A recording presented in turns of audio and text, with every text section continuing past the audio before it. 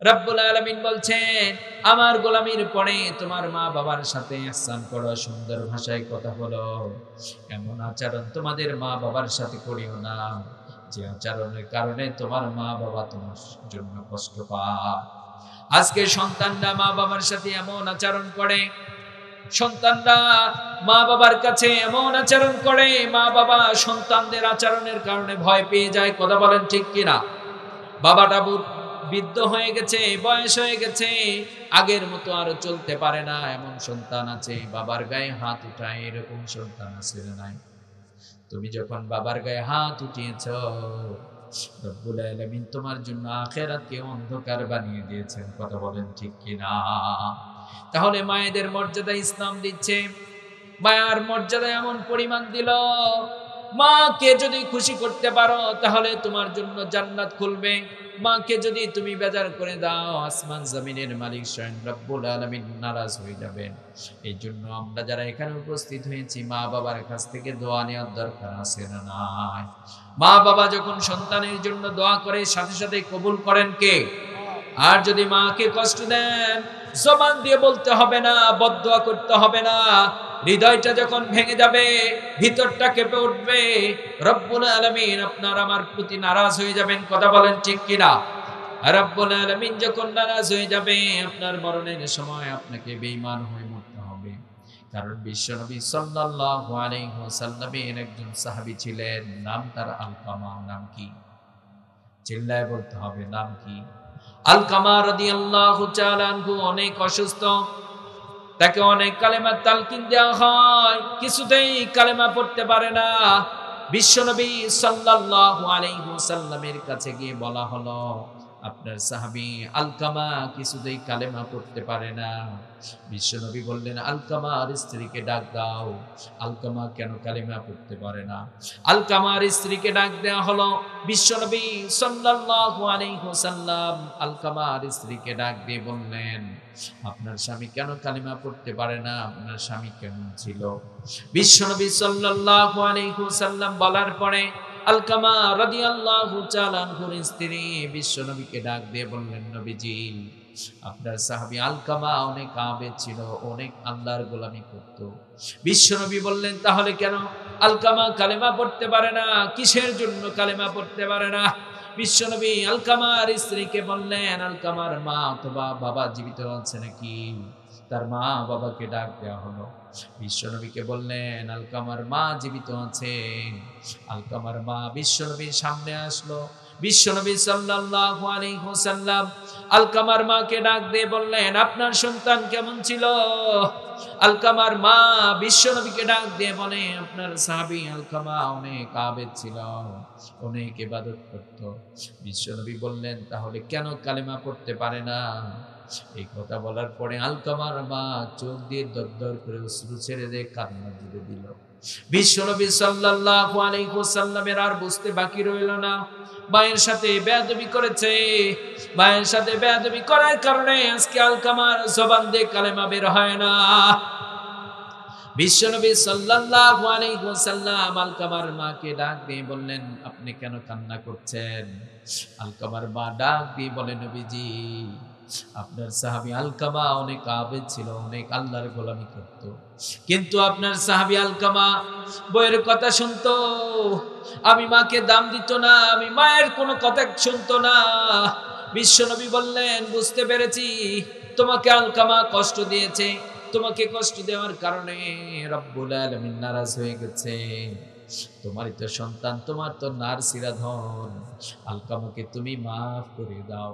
বিশ্বনবী সাল্লাল্লাহু আলাইহি ওয়াসাল্লাম যখন বললেন, আলকামাকে মাফ করে দাও, আলকামা রাদিয়াল্লাহু তাআলা আনহুর মা বিশ্বনবীকে বললেন, নবীজি, আমি কিছুতেই মাফ করে দেব না। এই আলকামা আমাকে অনেক কষ্ট দিয়েছে, আমি কিছুতেই আলকামাকে মাফ করে দেব না। বিশ্বনবী বললেন, ও আমার সাহাবারা, তোমরা একটা কাজ করো, আমার আলকামা মায়ের সাথে বেয়াদবি করেছে, রব্বুল আলামিন নারাজ হয়ে গেছে, আলকামা কালেমা পড়তে পারে না। তোমরা কিছু লাকড়ি এক জায়গায় করো, আগুন জ্বালিয়ে দাও, আলকামাকে আগুনের মধ্যে পুড়িয়ে দেব। বিশ্বনবী যখন সাহাবায়ে কেরামদেরকে বললেন, আলকামার মা বিশ্বনবীকে ডাক দিয়ে বললেন, নবীজি, আলকামা আমার সাথে বেয়াদবি করেছে, আমি তো মা। এই আলকামা কত রাত আমাকে কষ্ট দিয়েছে, কত রাত এই আলকামা আমার কনকনে শীতের মধ্যে আমার কাপড়ের মধ্যে প্রসাব করে দিয়েছে। আলকামাকে ঘাড় ধাক্কা দিয়ে ঘর থেকে বের করে দেয় নাই। এ আলকামা আমার বুকের দুধ পান করে আজকে তরতাজা আলকামা, এ আলকামা আমার কলিজার মধ্যে লাথি দিয়ে দুনিয়ার বুকে এসেছে। আলকামা আমারই তো ওনার ছেড়া ধন ভুল করেছে। বিশ্বনবী আমি আলকামাকে মাফ করে দিলাম। বিশ্বনবী সাল্লাল্লাহু আলাইহি ওয়াসাল্লাম দেখলেন আলকামার মা যখন সাক্ষ্য দিয়েছে, আলকামার মা আলকামাকে ক্ষমা করে দিয়েছে। সাহাবায়ে কেরামরা দেখলেন আলকামা রাদিয়াল্লাহু তাআলা আনহু কালেমা পড়তে পড়তে ইন্তেকাল করলেন। সুবহানাল্লাহ। এই জন্য যুবক ভাই তোমরা যারা আছো, আবার আলোচনা থেকে শেষ ভাগে তোমাদেরকে একটা মেসেজ দিয়ে যাই।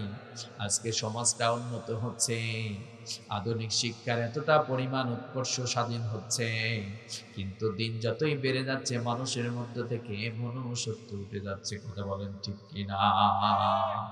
যুবক ভাই তুমি কেন মা বাবার সাথে বেয়াদবি করবা? এই পৃথিবীতে এমন একটা সময় ছিল কেউ ছিল না, মা বাবা তোমাকে যত্ন করেছে, আদর করেছে। মা বাবা তোমার প্রতি, মা বাবার অধিকার আছে। স্ত্রীর জন্য মা বাবার হক নষ্ট করবা না, কারণ ইসলাম এমন কোন সংকীর্ণ ধর্ম নয়।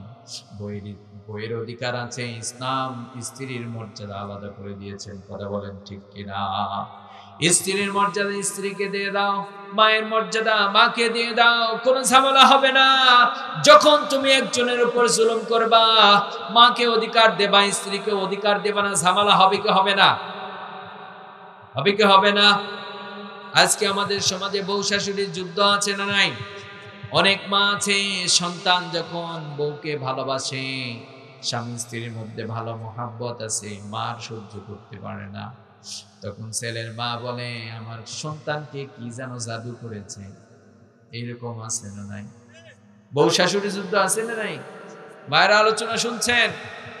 আজকে তো দেখা যায় অধিকাংশ ফ্যামিলিতে বিবাহের পরে ছেলের বউ আর শাশুড়ির মধ্যে কোনো ভালোবাসা থাকে না, শুধু গুতাগুতি। কথা বলেন ঠিক কিনা? শুনতে খারাপ লাগলো?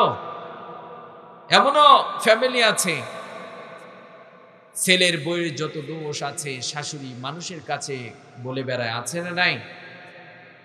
এর মূল কারণ হচ্ছে আজকে যারা শাশুড়ি আছে, ছেলের বউকে যদি মেয়ের মতো মনে করতো, যেটা আমার মেয়ে, আপনার মেয়ে সারা রাত ঘুমালো, রাত 11টায় ঘুম থেকে উঠলো, আপনার মেয়েকে কিছু বললেন না।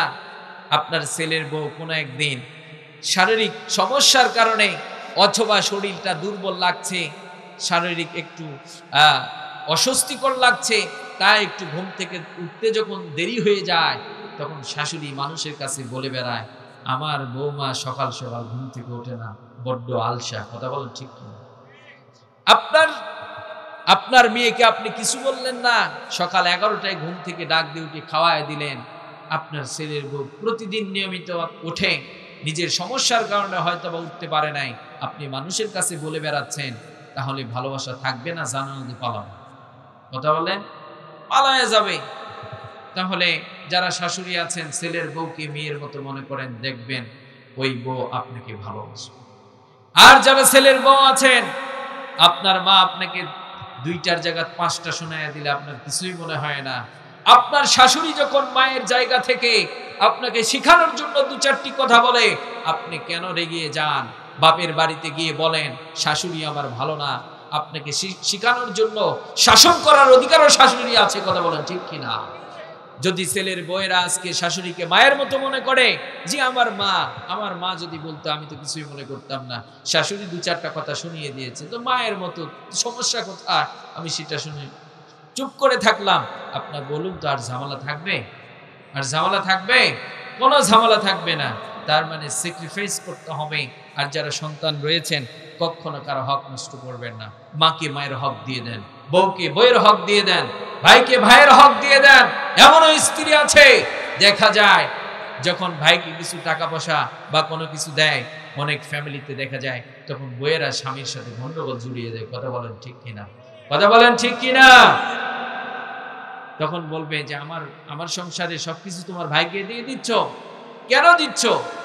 আপনি বলবেন ভাই রক্তের ধন, রক্তের বাঁধন, এটা কি ভোলা যায়? তুমি যদি 3 কথা বলে তোমার আপন হয়ে যাও, সবকিছু যদি তোমার হয়ে যায়, তাহলে আজকে কেন আমার ভাই আমার আপন হবে না, কেন পর হবে? কথা বলেন ঠিক কিনা? তাহলে যার যতটুকু অধিকার আছে দিয়ে দেন, দেখবেন কোনো ঝামেলা হবে, কোনো ঝামেলা হবে। মা বাবার সাথে বেয়াদবি করবেন না। মা বাবার সাথে যদি বেয়াদবি করেন, আল্লাহ সুবহানাহু ওয়া তাআলা ক্ষমা করবেন না। সম্মানিত ভাইয়েরা আমার, আজকের এই তাফসীর মাহফিলটা হচ্ছে বনগ্রাম, না বনগ্রাম পূর্ব করা জামে মসজিদের উন্নয়ন কল্পে তাফসীরুল কোরআন মাহফিল। আমি রাত 12টার কাছাকাছি, আমি আর কথা বাড়াতে চাচ্ছি না, কি করা যায়? যেহেতু শীত হচ্ছে, প্রচন্ড শীত, বাতাস বইতেছে, তো সেহেতু রাত হয়ে যাচ্ছে। আমি 1.5 ঘন্টার উপরে মূলত কথা বলতে চাই না, অনেক সময় বলতে হয়, তবে আমি নিজে থেকে সবসময় চেষ্টা করি 1.5 ঘন্টা কথা বলার জন্য। আর মাইকের অবস্থাটা একটু খারাপ, কণ্ঠের অবস্থাটাও খুব বেশি একটা ভালো না। তো যাই হোক, আমরা যতটুকু কথা শুনলাম, এই কথাগুলো আমাদের লাইফের সাথে একদম মিলে যায়। কথা বলেন ঠিক কিনা? এই সমস্যাগুলো ফেস করছি কিনা? অবশ্যই ফেস করছি। আজকে যদি এই সমস্যাগুলো দূর করতে চাই, একটাই মাত্র পথ এবং পদ্ধতি, সেটা হলো কোরআন এবং সুন্নাহর আলো দিয়ে আলোকিত করতে হবে আমাদের লাইফগুলো। কথা বলেন, ফ্রান্সকে ইংলিশ পারে, জাগতিক শিক্ষা সব তারা অর্জন করেছে। যুবককে যদি বলা হয় সূরা ফাতিহাটা পড়ো, পড়তে পারবে না। কথা বলেন ঠিক কিনা? পড়তে পারবে না। যুবক, তাহলে তোমাকে কোরআন শিক্ষা করতে হবে। আজকে ইহুদি খ্রিস্টানরা, বিদেশিরা আজকে কোরআন বিশ্বাস করে করে প্রযুক্তি আবিষ্কার করছে, আর আজকে আমরা মুসলমানেরা গুতাগুতিতে ব্যস্ত, কোরআন পড়ি না, কোরআন বিশ্বাস করি না, আমরা সবকিছু অন্যদের নির্ভরশীল হয়ে গেছি। কথা বলেন ঠিক কিনা? মা, আপনারা যারা আছেন এখানে, নিয়মিত কোরআন তেলাওয়াতের আমল বাড়িতে করুন। আজকে আমরা রিজিকের পেরেশানি আমাদের আছে না নাই? আছে না নাই? এত কামাই করছি, কেন যেন বারাকা উঠে গিয়েছে। সারা মাস খেটে 1 লাখ 2 লাখ টাকা কামায়, মাস শেষে দেখা যায় ঋণ পরিশোধ করতে করতে দেখা যায় কাছে আর টাকাই নেই। কথা বলেন ঠিক কিনা? কিন্তু ওইদিকে ভ্যানালা মাসে 15,000 টাকা কামাই করে, খরচ হয়েছে 7,000 টাকা, আবার 7,000 টাকা অ্যাকাউন্টে আছে। তাহলে ভ্যানালার বারাকা কম না বেশি? বেশি না কম? বেশি। তাহলে আমি এই যে রিজিকের পেরেশানির মধ্যে আছি, এটা যদি দূর করতে চাই, বিশ্বনবী সাল্লাল্লাহু আলাইহি ওয়াসাল্লাম বলেন, যেই বাড়িতে যেই ব্যক্তি প্রতিদিন নিয়মিত বাদ মাগরিব সূরাতুল ওয়াকিআ তেলাওয়াত করবে, আমল করবে, আল্লাহ সুবহানাহু ওয়া তাআলা তাদের রিজিকের জিম্মাদারি স্বয়ং রব্বুল আলামিন হয়ে যাবে। সুবহানাল্লাহ। তাহলে এই আমলটা আমরা করব। রাজি আছি না নাই? রাজি আছি না নাই? আজকে মসজিদ সুন্দর হচ্ছে, টাইলস হয়ে যাচ্ছে, মসজিদ সুন্দর দেখলাম, আরো সুন্দর হবে ইনশাআল্লাহ। আপনারাই মসজিদের সাথে লেগে থাকবেন, মসজিদের আবাদকারী হব আমরা। রাজি আছি না নাই? বিশ্বনবী যেখানেই যেতেন মসজিদ নির্মাণ করতেন, কারণ এই পৃথিবীতে সবচাইতে দামি জায়গা, আল্লাহর পছন্দের জায়গা হচ্ছে মসজিদ, যেটাকে আল্লাহর ঘর বলা হয়। কথা বলেন ঠিক কিনা? কথা বলেন ঠিক কিনা? এই মসজিদ হচ্ছে আল্লাহর পছন্দের জায়গা, এখানে গেলে আল্লাহকে পাওয়া যায়। আল্লাহর কুদরতি কদমে সিজদা দেওয়ার জায়গা হলো এই মসজিদ। যারা নিয়মিত মসজিদে আসা যাওয়া করে, বিশ্বনবী সাল্লাল্লাহু আলাইহি ওয়াসাল্লাম তাদেরকে জান্নাতি বলেও ঘোষণা দিয়েছেন। সুবহানাল্লাহ। তাহলে এই মসজিদের আমরা আবাদকারী হতে চাই কি চাই না? মসজিদের আবাদকারীর অনেক গুণাবলীর কথা আল্লাহ সুবহানাহু ওয়া তাআলা বলেছেন। তবে মসজিদের আবাদকারীর একটা বৈশিষ্ট্য হচ্ছে তারা নিয়মিত মসজিদে গিয়ে নামাজ আদায় করে। কি করে? মসজিদে গিয়ে নামাজ আদায় করে। কিন্তু আমরা মসজিদে আবাদকারী হতে চাই, নামাজ পড়তে চাই না। আসি না নাই? আছে না নাই? দেখা যায় ওয়াজ মাহফিলে অনেক মানুষ, কিন্তু তাফসীর মাহফিল শেষ হওয়ার পরে মসজিদে গিয়ে মুসল্লি খুঁজে পাওয়া যায় না। কথা বলেন ঠিক কিনা? কিন্তু আমার বিশ্বনবী সাল্লাল্লাহু আলাইহি ওয়াসাল্লাম অনেক অসুস্থ, কখন জানি দুনিয়া ত্যাগ করে চলে যায়।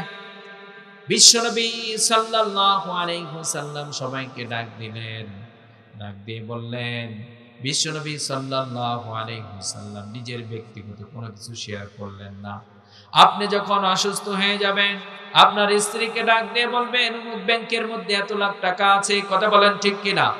আপনার সন্তানকে বলবেন, অমুকের কাছে এত টাকা পাওয়া যাবে, দুনিয়ার ধন সম্পদের খবরগুলো দিয়ে যাবেন। কিন্তু আমার বিশ্বনবী সাল্লাল্লাহু আলাইহি ওয়াসাল্লাম সকলকে বললেন, ও আমার উম্মতেরা, নামাজ নামাজ নামাজ, তোমরা নামাজ ছেড়ে দেবে না। বিশ্বনবী সাল্লাল্লাহু আলাইহি ওয়াসাল্লাম তাহলে জীবনের সর্বশেষ কথা বলে গেলেন, নামাজ নামাজ নামাজ, তোমরা নামাজ ছেড়ে দেবে না, কারণ এই নামাজটাই হচ্ছে জান্নাতে যাওয়ার তালার চাবি। কথা বলেন ঠিক কিনা? বিশ্বনবী সাল্লাল্লাহু আলাইহি ওয়াসাল্লাম বলেন, মিফতাহুল জান্নাতিস সালাহ, নামাজ বেহেশতের চাবি। আপনি যদি জান্নাতে প্রবেশ করতে চান তাহলে এই নামাজ ঠিক করার দরকার আছে না? না। আবার নামাজটা যখন আপনি আমি আদায় করছি, আপনার আমার মতো করে নামাজ আদায় করব না, আমরা নামাজ পড়ব বিশ্বনবী যেইভাবে নামাজ আদায় করেছেন। কথা বলেন ঠিক কিনা? সাল্লু কামা রাআইতুমুনি উসাল্লি, বিশ্বনবী সাল্লাল্লাহু আলাইহি ওয়াসাল্লাম বলেন, ও আমার উম্মতেরা, তোমরা যখন নামাজ আদায় করবা, নামাজটা আমি বিশ্বনবী যেইভাবে নামাজ আদায় করেছি ওইভাবে তোমরা নামাজ আদায় করবা।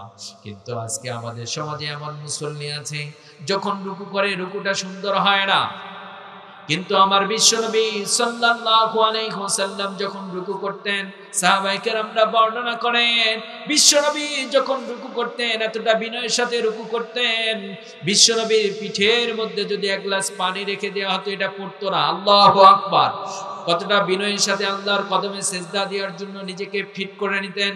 কিন্তু আজকে আমরা বিনয়ের সাথে নামাজ আদায় করি না। আবার যখন নামাজে দাঁড়ায় গেছি, 4 রাকাত বিশিষ্ট নামাজ 3 রাকাত পড়েছি না 2 রাকাত পড়েছি, অনেক সময় স্মরণই থাকে না। কথা বলেন ঠিক কিনা? তার মানে নামাজের মধ্যে যখন দাঁড়িয়ে গেছি, দুনিয়ার যত ধ্যান জ্ঞান আছে এগুলো আমাদের মাথায় জাগ্রত হয়ে যায়। কিন্তু সাহাবায়ে কেরামরা যখন নামাজ আদায় করতেন, কতটা বিনয়ের সাথে নামাজ আদায় করতেন, দুনিয়ার কোনো চিন্তা তাদের মধ্যে আসতো না। বিশ্বনবী সাল্লাল্লাহু আলাইহি ওয়াসাল্লামের জামাতা হযরত আলী রাদিয়াল্লাহু তাআলা আনহু নামাজ আদায় করতেন, কতটা বিনয়ের সাথে নামাজ আদায় করতেন, তাদের মধ্যে কোনো দুনিয়ার ধ্যান জ্ঞান ছিল না। আলী রাদিয়াল্লাহু তাআলা আনহু যুদ্ধের ময়দানে যুদ্ধ করতে করতে পায়ের মধ্যে তীর বিদ্ধ হয়ে গেছে। কি হয়ে গেছে? পায়ের মধ্যে তীর বিদ্ধ হয়ে গেছে। সাহাবায়ে কেরামরা অনেক চেষ্টা করছে, তীরটাকে খোঁড়ার জন্য অনেক ট্রাই করছেন, কিন্তু আলী রাদিয়াল্লাহু তাআলা যন্ত্রণায় ছটফট করছে, কিছুতেই খুলতে পারে না। বিশ্বনবী সাল্লাল্লাহু আলাইহি ওয়াসাল্লাম সাহাবায়ে কেরামদেরকে বললেন, আমার জামাতা হযরত আলীর কষ্ট হয়, তোমরা তীর ধরে টানাটানি করিও না।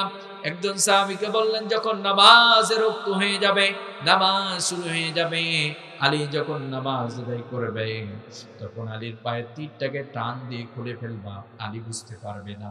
বিশ্বনবী সাল্লাল্লাহু আলাইহি ওয়াসাল্লাম নামাজ শুরু হয়ে গেল, যে সাহাবীকে বলেছিলেন তীরটাকে টান দিয়ে খুলে ফেলবা, নামাজ চলছে, সাহাবীটা আলী রাদিয়াল্লাহু তাআলা পায়ের তীরটাকে টান দিয়ে খুলে ফেললেন। নামাজ শেষ হয়ে গেল, আলী রাদিয়াল্লাহু তাআলা ডাক দিয়ে বললেন, আলী, তোমার পায়ের তীরটা কোথায়? বিশ্বনবী সাল্লাল্লাহু আলাইহি ওয়াসাল্লাম বলার পরে আলী রাদিয়াল্লাহু তাআলা চিৎকার দিয়ে বিশ্বনবীকে বললেন, নবীজি, কান্না জুড়ে দিলেন। বিশ্বনবীকে বললেন, নবীজি, আমার পায়ের তীরটা কে যেন টান দিয়ে খুলে ফেলেছে, আমি বুঝতে পারি নাই। আপনারা চিন্তা করুন, এটা কেমন নামাজ, এটা কোন নামাজ, এটা কেমন নামাজ, যেই নামাজ পায়ের মধ্যে তীর ছিল, বাহিরে টান দিলে কষ্ট পায়, কিন্তু নামাজের মধ্যে দাঁড়িয়ে গেছে, পায়ের তীরটাকে খুলে ফেলা হচ্ছে, তিনি বুঝতে পারে না। সুবহানাল্লাহ। তার মানে তারা যখন নামাজ আদায় করতো, দুনিয়ার কোনো ধ্যান জ্ঞান তাদের মধ্যে কাজ করতো না। কিন্তু মুসলমান আজকে যখন নামাজ আদায় করে, ব্যবসার চিন্তা আছে না নাই? রাজনীতির চিন্তা আছে না নাই? ভোটের চিন্তা নাই? ভোটের চিন্তাও আছে। হায় হায়, আজকে ভোট আমাদেরকে খাইছে। কথা বলেন ঠিক কিনা? হুজুর যা কন এগুলা কইেন না, তাহলে কিন্তু খবর আছে, আপনার জন্য উটি ওয়েট করছে। কথা বলেন ঠিক কিনা? আজকে আলেমরা বড্ড কষ্টে আছে। হক কথা কওয়ার কারণে আজকে আলেমরা বড্ড কষ্টের মধ্যে আছে। চোর বাটপার বুক ফুলিয়ে ঘোলে, তাদেরকে কেউ গ্রেফতার করে না, কেউ কিছু বলে না, মিথ্যা তহমত দেয় না। আলেমরা কোরআনের হক কথা বলার কারণে আজকে তাদের মাজায়ের হাতে ডান্ডা আছে না নাই? আমরাও তাদেরকে পরিষ্কার করে বলতে চাই, ইতিহাস ভুলে গেলে চলবে না। যারা জুলুম করেছে, এই জুলুমের প্রতিবাদ বাংলার জমিনে একদিন হবেই হবে। তোমরা যাদেরকে জুলুম করেছো, নিরপরাধ মানুষগুলোকে আজকে জেলের মধ্যে আবদ্ধ করেছো, বাংলার মুসলমান একদিনের জবাব দেবেই দেবে। করে বলেন ঠিক কিনা? নারে তাকবীর, নারে তাকবীর। আল কোরআনের আলো, আল হাদিসের আলো, লিল্লাহি তাকবীর। আমাদের কষ্ট হয়, কথা বলেন ঠিক কিনা? বাংলার জমিনে চোর বাটপার নাই নাই, এমন দুর্নীতি হয়, দুর্নীতিকে বন্ধ করবার জন্য দুর্নীতি কমিশনারও থাকে, কথা বলেন ঠিক কিনা? দুর্নীতি দমন কমিশনার গঠন করার পরেও দুর্নীতি বন্ধ হয় না। যেই দুর্নীতি দমন কমিশনার দুর্নীতিকে বন্ধ করবে, এই দুর্নীতি দমন কমিশনার দুর্নীতি করে, কথা বলেন ঠিক কিনা? তাহলে বন্ধ হবে কেমনি? বন্ধ হবে কেবলমাত্র কোরআন এবং সুন্নাহর আইন দিয়ে, কথা বলেন ঠিক কিনা? সম্মানিত ভাইরা আমার, পরিশেষে আপনাদেরকে যে মেসেজটি দিতে চাই সেটি হলো, আমি শুধুমাত্র আপনার আমার লাইফ নিয়ে চিন্তা করলে হবে না, দেশ নিয়ে ভাবার দরকার আছে না নাই? দেশ নিয়ে ভাবার দরকার আছে না নাই? যাকে তাকে নেতা বানানো যাবে না, যাকে তাকে ভোট দিয়ে নির্বাচিত করবেন না, যাতে করে আপনার আখিরাত নষ্ট হয়। ভোট এটা হলো আমানত। চোর আর বাটপারকে আর গাঁজাখোরকে যদি ভোট দিয়ে আপনি নেতা বানান, ও আপনার সমাজের মদের বার তৈরি করবে, কথা বলেন ঠিক কিনা? পর অপকর্মের কারণে যত খারাপ কাজ হবে তার একটা পার্সেন্টেজ আপনার আমলনামায় থাকবে, কথা বলেন ঠিক কিনা? এই জন্য নেতা নির্বাচন করতে গেলে নেতার চরিত্র দেখার দরকার আছে না নাই? মসজিদের ইমাম নির্বাচন করার সময় আপনি মসজিদের ইমাম সাহেবের চরিত্র দেখছেন, দাড়িটা যদি একটু ছাঁটা হয়, হুজুর তোমার খাওয়া নাই সরাতে, কথা বলেন ঠিক কিনা?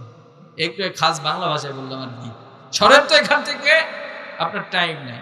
হুজুর যদি মাঝে মধ্যে একটু টুপি খুলে বাজারে যাই, হায় হায় খাইছে, সব শেষ হয়ে গেছে, হুজুরের মাথার টুপি নেই, কথা বলেন ঠিক কি না?